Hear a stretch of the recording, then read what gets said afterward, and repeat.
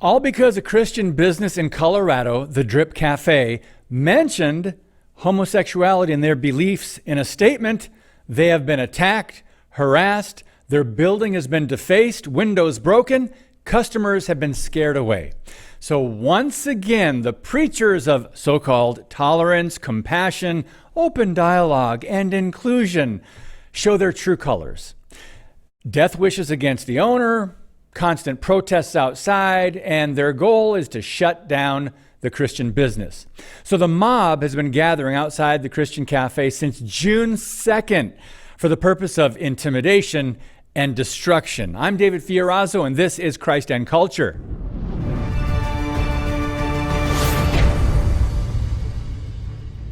So Jamie Sanchez is the founder of Drip Café and also Recycle God's Love. It's a nonprofit on a mission to help the homeless in their community. The problem is a group called Denver Communists teamed up with LGBTQ activists after a statement affirming biblical sexuality was found on the Recycle God's Love website.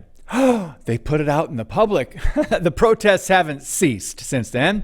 And if these were Christians, by the way, acting like this, they'd be arrested. But according to Sanchez, the startup effort is called Project Revive. And the goal is to bring in homeless individuals and help them break the chains that are holding them down. Practical help includes mental health, spiritual coaching, financial advice, job acquisition, and even housing.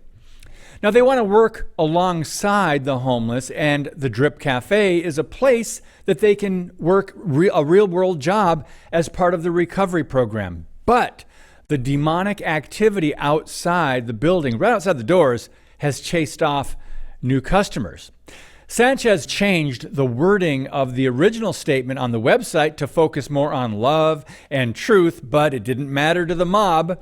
The totalitarian mob. What is so offensive to activists these days is that some people have the audacity to believe the Bible and even speak about what it has to say regarding sin and God's moral law.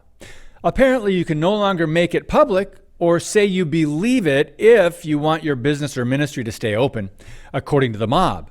But true believers are called to be light in the darkness. You can't do that by keeping your faith to yourself and not living it out. So the original statement basically explained why Christians opposed homosexual lifestyles and why the Bible considers them sin. God's word also mentions, by the way, adultery, fornication, murder, pride, and a host of other sins. So owner Jamie Sanchez recently explained in an interview that activists posted on social media that his organization hates gay people and are, quote, spreading homophobia. The coffee shop has been defaced, and the shouting outside their front door has been persistent. Leftist mobs using misinformation campaigns. What else is new? So early on, Sanchez tried talking with the protesters, but their intolerance made matters worse. Workers at the cafe are fearful, and prospective customers are bullied and berated, at times by the thugs outside using a bullhorn to intimidate anyone who goes inside. It has affected business and finances, obviously. Sanchez had this to say. It's made a large impact. The sales are significantly lower. And so that's really their goal. They said they want us, they want our doors shut. They don't want us in their city. They don't want us. They told me they don't want me on the planet. Okay, let's clarify. They don't just disagree with Christians and the biblical worldview. If you desire to live according to its principles and others find out about it, you better leave the planet. They don't want him on the planet. The Democrat Denver Communists and Rainbow Mafia rejected calls for a truce last month and said they'd stop protesting once the Drip Café closed down.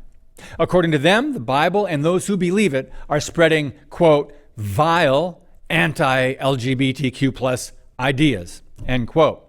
So Sanchez is wrestling with the fact that good is being called evil and evil is being called good, as well as the freedom of speech and religious freedom debate that shouldn't be a debate at all. He adds this, quote, "It's to the point where it's like, where does their free speech start to impede my civil rights as a Christian and to believe what I want to believe? My rights are under attack while we're trying to protect the communists' rights, which is super bizarre."